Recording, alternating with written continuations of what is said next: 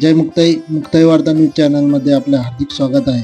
आज दिनांक 19 जानेवारी 2026 रोजी आदिशक्ती श्री संत मुक्ताई साहेबांच्या पवित्र भूमीला म्हणजेच तीर्थक्षेत्र मुक्ताईनगर महतनगर परिक्रमेला सुरुवात झाली। आदिशक्ती श्री संत मुक्ताई मंदिर जुने येथून या परिक्रमेला सुरुवात झाली असून चांगदेव येथे दुपारचा विसावा आणि तेथून मग पुढे नावे वाटे मेळसांगवे शेमाडदे मार्गे उचंदे येथे मुक्काम असणार आहे। पाहुयात आदिशक्ती श्री संत मुक्ताईच्या परिक्रमेबद्दल संत मुक्ताई पालखी सोहळा प्रमुख रवींद्र हाने महाराज यांनी काय महत्त्व सांगितले।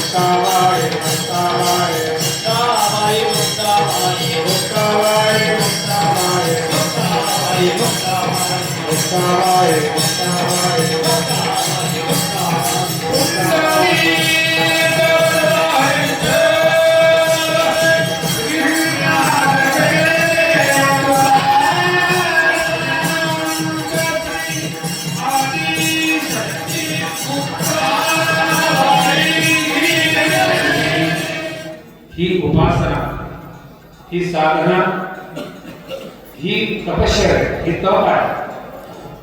स्वरूपाच्या प्रसारा लागी प्राण इंद्रिय शरीरा आठही करे जे विराट तेची तप. म्हणजे आपण जे आता परिक्रमेमध्ये निघालो हे आपलं तप आहे. तप कशाला म्हणतात? कायिक, वाचिक, मानसिक तिन्ही प्रकारचं तप ज्या साधनेमध्ये घडते. आणि ही परिक्रमा ज्यांच्याकडून आपण आधी परिक्रमा होतीच, पण गुरुवर्य ज्ञानेश्वर माऊली कदम छोटे माऊली यांच्या प्रेरणेतून त्यांनी श्री क्षेत्र त्र्यंबकेश्वर, श्री क्षेत्र सासवड आणि श्री क्षेत्र आळंदी आणि श्री क्षेत्र महत्त्व म्हणजे आजचं मुक्ताई झालं. हे महाराष्ट्रातील वारकरी संप्रदायाचे हृदयात हृदयात असलेले 4 धाम आहेत. पण त्या धामाची परिक्रमा आपण जन्माला आलो तर एकदा तरी माणसाने हे 4ही परिक्रमा केल्या पाहिजे. मग आपण ज्ञानोबारांच्या परिक्रमेला, निवृत्तीनाथांच्या परिक्रमेला, सोपान काकांच्या परिक्रमेला जायचं. आपण या परिसरामध्ये राहतो. श्री क्षेत्र महत्नगर पंचक्रोशी मध्ये ही परिक्रमा कशा करता करायची, काय वैशिष्ट्य काय परिक्रमेचं? आपण संसारिक जीव आहोत. कळत न कळत काही गोष्टी आपल्याकडून घडतात, त्याचं क्षालन करण्याकरता ही परिक्रमा आहे. या परिक्रमेचं भलं मोठं फल आहे. आणि आदिशक्ती मुक्ताबाईंची परिक्रमा श्री क्षेत्र मुक्ताबाई जिथे आपण आहोत जुन्या मंदिरावर, या क्षेत्राला उजव्या बाजूला ठेवून पूर्ण पंचक्रोशीमध्ये आपल्याला प्रदक्षिणा करायची आहे. त्याचा अर्थ असा आहे की आपल्या उजव्या बाजूला मार्कंडे तर येथे गेले, परशुराम येथे मारेला बाण, मार्कंडे टेकडी, परशुराम तीर्थ, तापी पूर्णा या 2 तीर्थ आपल्या ठिकाणी आहेत. क्षेत्र म्हटलं की त्याला तीर्थ असलं पाहिजे, क्षेत्र म्हटलं की तिथं संत असले पाहिजे, आणि क्षेत्र म्हटलं की तिथं देव असले पाहिजे. आपले इथं सोमेश्वर आहे, आदिशक्ती मुक्ताबाई संत आहे, आणि तापी पूर्णा हे आपलं तीर्थ आहे. आणि या सगळ्यांना ज्ञात अज्ञात जे आपल्याला माहिती नाही आणि काही ज्ञात आहे. परशुराम तीर्थ आपल्याला माहिती आहे, मार्कंडेय तीर्थ आपल्याला माहिती आहे, पण काही असे ऋषी मुनी आहेत की जे आज जागत सुप्त रूपानं या मुक्ताईच्या परिसरामध्ये काय करतात? तपश्चर्या करतात. गेल्या 1400 वर्षामध्ये महर्षी योग सम्राट कांदो महाराजांनी या ठिकाणी बरेच काळ तपश्चर्या केली. त्यांच्यासोबत ऋषीमुनींनी केली. आदिशक्ती मुक्ताबाईच्या मुक्त झाल्या तेव्हा यक्ष, किन्नर, गंधर्व, जप, तपी, सिद्ध, साधक, ऋषी, मुनी सर्व या ठिकाणी स्थित होते. आणि मग ते आलेले देवता आले, त्या देवतांचे विमान, हे सगळ्या परिसरामध्ये घडलेल्या गोष्टी आहेत. आणि तिथं बऱ्याचशा ऋषी मुनींनी आईसाहेब गुप्त वास्तव्य केलं. इथं बरं सिद्धेश्वर आहे, देव टेकडी आहे आणि अनेक तीर्थ आहेत. काही आपल्याला माहिती आहेत, काही माहिती नाही, काही ज्ञात आहेत, काही अज्ञात आहेत. आणि अशा तीर्थक्षेत्राची, इथल्या ऋषी मुनीची, इथल्या तपस्वींची सेवा आपल्याला घडावी या परिक्रमेच्या माध्यमातून ती घडत असते. आणि ती परिक्रमा त्यांची प्रतारणा न होता आपण खऱ्या अर्थाने त्यांच्या आशीर्वादास पात्र होतो. या ठिकाणी सर्व तीर्थ, सर्व ऋषी मुनी वास्तव्याला आहे. ही पावन भूमी आहे. आदिशक्ती मुक्ताबाईंच्या कायम वास्तव्याला आहे. आणि तुम्हाला सांगतो, ज्ञानोबाने समाधीमध्ये ज्ञानदेव घेतले, हृदय धर्मीय समाधी वैसला निर्वाण कथा कीर्तन करीतो. तसं आदिशक्ती मुक्ताबाई या परिसरातून गुप्त झाल्या म्हणजे निवृत्तीनाथांनी त्यांना वरदस्थानी चिरंजीव बनवलं. आदिनाथे अनुग्रह नाथाशी विद्या नाथे असतं ठेवला मस्तकी तुमच्या. हे जे तिसरे नाथ आहे श्रीमंत निवृत्तीनाथ, समाधीच्या वेळेस निवृत्तीनाथांनी एकांतामध्ये मुक्ताबाईला विचारलं गमन कोणे दिशी आरंभिले, है की नाही? आणि एकांतामध्ये निवृत्तीने एकांत केला मुक्ताईशी, गमन कोणे दिशी आरंभिले. तेव्हा भगवंताचा उद्धवाचा संवाद आहे आणि मुक्ताबाईंचा आणि निवृत्तीनाथांचा संवाद आहे. त्या संवादामध्ये निवृत्तीनाथांनी आदिशक्ती मुक्ताबाईंना चिरंजीव बनवलं. चिरंजीव म्हणजे तुम्ही आहे तिथं जसे अश्वत्थामा, बलिरास, हनुमानश्च विभीषण, कृपा परशुरामीचे सत्तेता चिरंजीविनः, तसे 7 चिरंजीव आहेत, तसे 8चे चिरंजीव मुक्ताबाई आहेत आपले चिरंजीव. आणि चिरंजीव असल्यामुळे आदिशक्ती मुक्ताबाईंची इथं काय मूर्तीची प्राणप्रतिष्ठा आहे. ज्ञानोबांची, निवृत्तीनाथांची, सुकांतांची समाधी आहे. पण आईसाहेब चिरंजीव असल्यामुळे या परिसरामध्ये आजही मुक्ताबाई अनेक लोकांना वेगवेगळ्या रूपाने दर्शन देतात. त्याचं कारण या परिसरामध्ये आईसाहेबांचं वास्तव्य कायम वास्तव्य आहे. आपल्या हाकेला ओ देणारं अगदी चल असं मूर्तीमध्ये जे तेज आहे, आज आपण या परिसरामध्ये राहतो. आणि आईसाहेबांचं काय वास्तव असल्यामुळं या पंचक्रोशीला सगळे ऋषी मुनी, तीर्थ, जती, तपी, सिद्ध, साधक वारंवार इथे येतात. काही येऊन इथं राहतात. त्यांच्या परिक्रमा आपल्याला करायची. कोणाची परिक्रमा आहे? पंचक्रोशीमध्ये असलेल्या देवता, पंचक्रोशीमध्ये ऋषी मुनी. तुम्ही म्हणा ऋषी मुनी काय? इथले जे वृक्ष आहे, इथल्या ज्या लता आहे, इथले जे झाड आहे, ते कायम मुक्ताबाईंच्या संपर्कामध्ये, मुक्ताबाईंच्या संगतीमध्ये त्यांना राहायचं असल्यामुळं ते सुख इथं मुक्ताबाई तेथे आपण नारायण जपत असे सगळी मंडळी इथं साधना करतात. आणि ते आपल्याला जरी दिसत नसले, आपल्याकडे दृष्टी नसल्यामुळं, आपले चक्षु ते पाहण्याकरता असमर्थ असल्यामुळं आदिशक्ती मुक्ताबाईंच्या परिसरामध्ये सगळे ऋषी मुनी देवता काय वास्तव आहे. आणि म्हणून त्यांची परिक्रमा आपल्याला करायची आहे. कोणाची परिक्रमा आहे? हे मार्कंडेय मुनीची परिक्रमा आहे. हे परशुराम भगवंताची परिक्रमा आहे. हे तीर्थाची, क्षेत्राची, आदिशक्ती मुक्ताबाईंची पंचवर्षी परिक्रमा आहे. या पंचवर्षीमध्ये आपल्याला 3 दिवस वास्तव्य करायचं आहे निसर्गाच्या सोबत. यांची परिक्रमा केल्यावर यांची करिता किंवा हिची करिता पंचवर्षी त्याचं फल आहे. आणि ते दृश्य फल आहे आणि अदृश्य फल आहे. लौकिक फल आहे, अलौकिक फल आहे. आदिशक्ती मुक्ताबाईंचं तसंच आहे.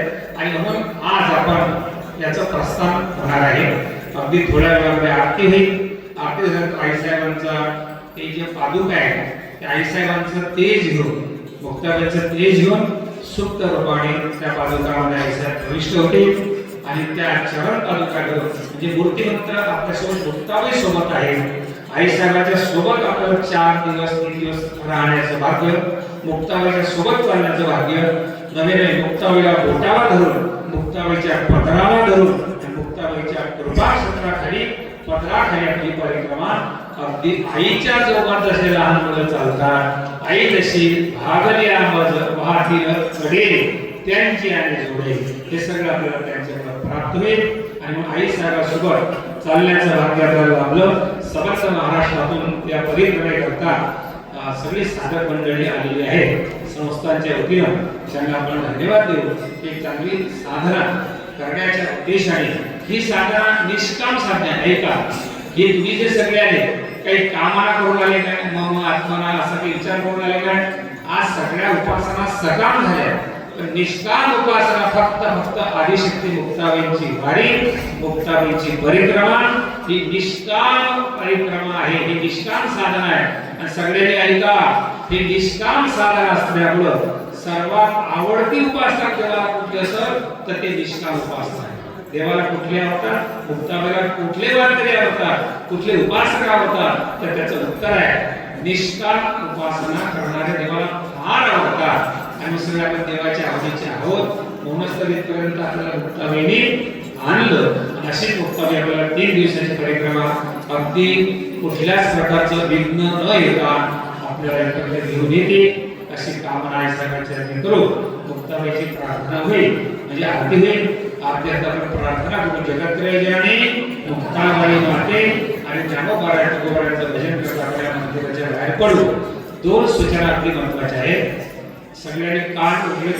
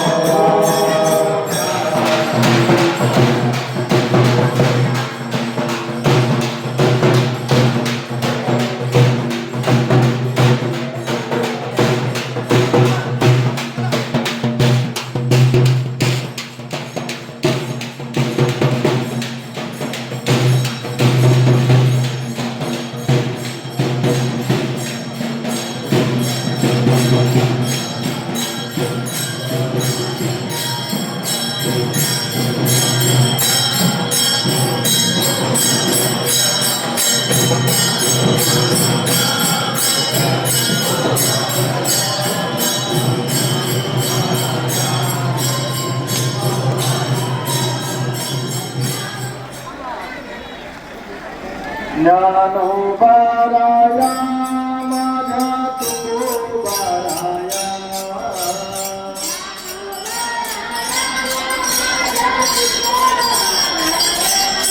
ओ ज्ञानोबाराया माझा तुकोबाराया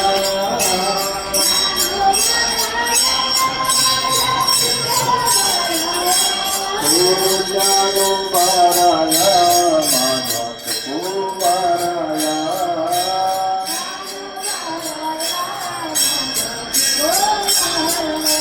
ओ ज्ञानोबाराया माझा तुकोबाराया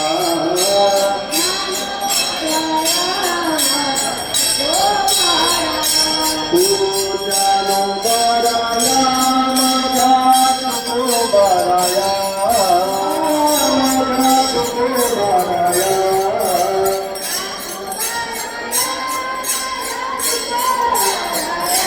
ओ ज्ञानोबाराया माझा तुकोबाराया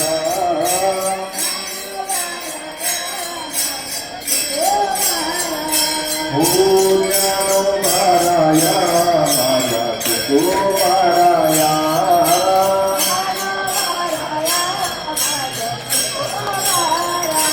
ओ ज्ञानोबाराया माझा तुकोबाराया